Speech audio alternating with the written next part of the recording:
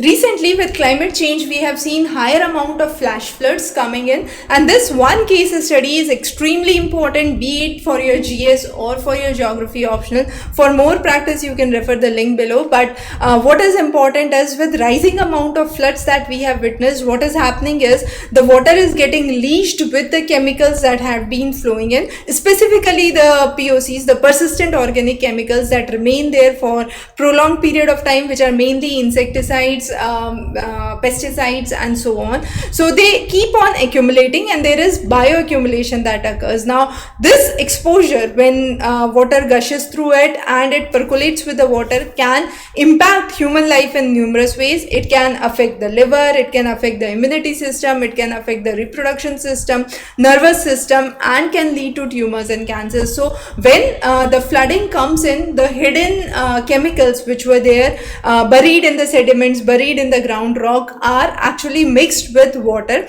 So as the river flow increases, as the water flow increases, this contamination gets mixed with the water and spreads across the landscape, ultimately leading to the areas where agricultural crops are growing. So there is contamination into the agriculture, affecting the plant life, affecting the milk products, affecting the animal produce, and ultimately affecting the human life through the bioaccumulation chain that we understand that with every hierarchy, the accumulation increases. So there have been real world examples. For example, the recent floods in Pakistan have led to significant flow of POCs which contaminated the soil and water. The Hurricane Harvey in Texas led to carcinogenic chemicals, specifically mercury. The Niger Delta led to PACs, the polycyclic aromatic hydrocarbons, depositing in the floodplains.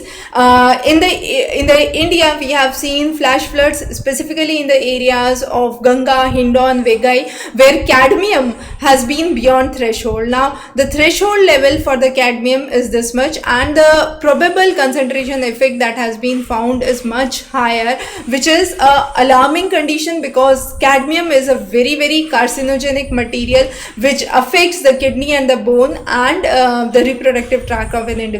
Now there have been ways to mitigate those, but one of the most important thing is it's not just the cadmium, but there are other things as well. So when we talk about the thresholds, there are two important thresholds that we focus on. The threshold effective concentration, that is the level below which the things are fine, but there is a probable effect contamination, that means beyond that it is not fine. So if you look onto the arsenic, you can see the state-wise data. If you look onto the cadmium, you can see how much the persistent it is, specifically in the regions of Ganga in India, then Hindon and Vegai, as we already talked in the example. Similarly, if we talk about arsenic, the concentration has been extremely high in the regions of China, in the regions of Islam Republic, specifically in the areas of Kenya as well.